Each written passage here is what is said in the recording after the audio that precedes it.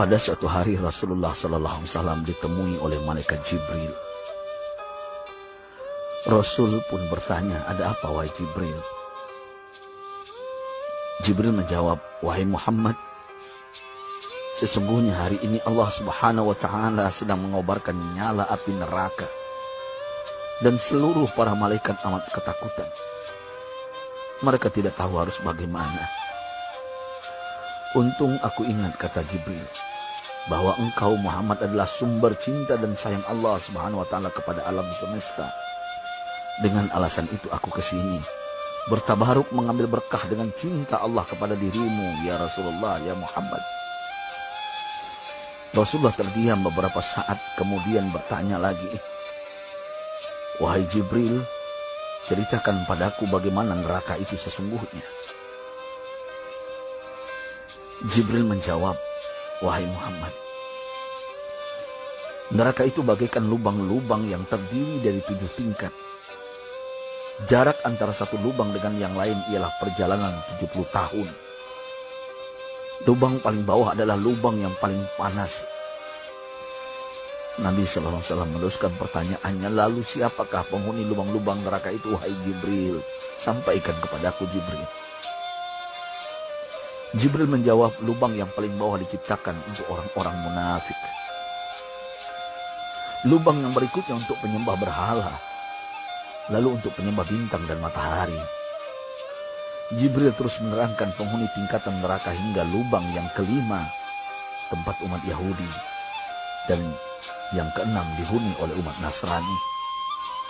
Setelah menjelaskan penghuni 6 tingkatan neraka, Jibril diam cukup lama. Rasulullah SAW penasaran dan bertanya kepada Jibril, "Wahai Jibril, siapakah penghuni neraka yang ketujuh?" Jibril diam saja tidak menjawab. Rasulullah SAW mengulangi pertanyaannya, tapi Jibril tetap diam. Rasulullah tambah penasaran dan mendesak Jibril agar dijawab pertanyaannya. Akhirnya Jibril pun berkata, "Umatmu, wahai Muhammad, mereka itu para pelaku dosa besar di kalangan umatmu, yang dimana sampai mereka mati belum sempat bertaubat." Mendengar jawaban Jibril, Rasulullah langsung jatuh pingsan. Jibril merangkulnya dan meletakkan tubuh baginda di atas pangkuannya. Tak berapa lama Rasulullah SAW sadar dan langsung menangis bersimbah air mata dengan terisak-isak. Rasulullah mempertegas pertanyaannya, "Wahai Jibril, apakah benar ada di antara umatku yang masuk neraka?" Jibril menjawab, "Benar, wahai Muhammad, pelaku dosa besar di antara umatmu yang belum bertaubat." Setelah itu Rasulullah menghadap kiblat dan sujud kepada Allah dalam isak tangisnya. Sesekali dengan suara pelan beliau membisikkan kata-kata, "Ummati ya Rabb, ummati, ummati, ummati."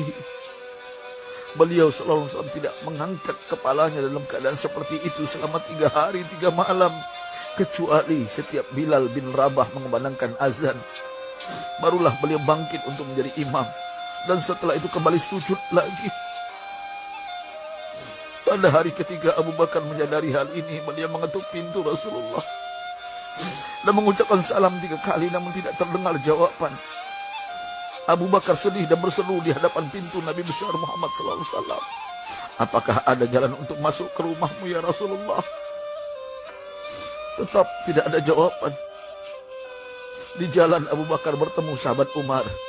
"Mengapa engkau menangis, wahai Abu Bakar?" kata Umar. Abu Bakar menceritakan keadaan Rasulullah SAW.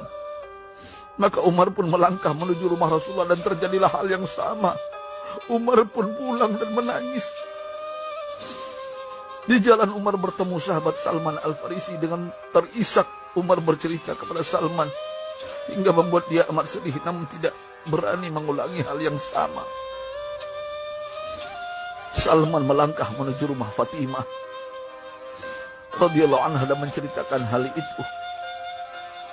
Setengah berlari Fatimah menuju rumah ayah tercinta dan mengetuk pintu sambil mengucapkan salam. Mendengar suara lembut putri tercinta, sejuklah dada Rasulullah. Beliau bangkit dari sujud dan membuka pintu. Alangkah terkejutnya Fatimah melihat Rasulullah, ayah tercinta, amat kurus dan pucat. Fatimah memeluknya lalu menangis. Wahai ayah, apa yang terjadi? Mengapa engkau amat sedih seperti ini? Rasulullah kembali menangis dan berkata dengan suara lirih, wahai Fatimah, belahan jiwaku, bagaimana mungkin aku tidak sedih sedangkan Jibril mengatakan akan ada kelak umatku yang akan masuk neraka. Subhanallah, betapa besar cinta Rasulullah kepada kita umatnya. Sahabatku, Rasulullah mencintai kita. Antaman ma'aman ahbabta, engkau akan berkumpul dengan orang yang kau cintai. Mari kita mencintai baginda Nabi besar Muhammad SAW yang mencintai kita, umat yang tidak rela kita masuk neraka. Mari kita mencintai beliau dengan berselawat.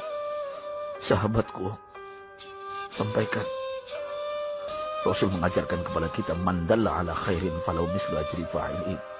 Siapa yang menunjukkan kepada kebaikan, maka dia akan mendapatkan pahala seperti orang yang mengerjakannya. Mudah-mudahan ini menjadi pahala jariah bagi kita.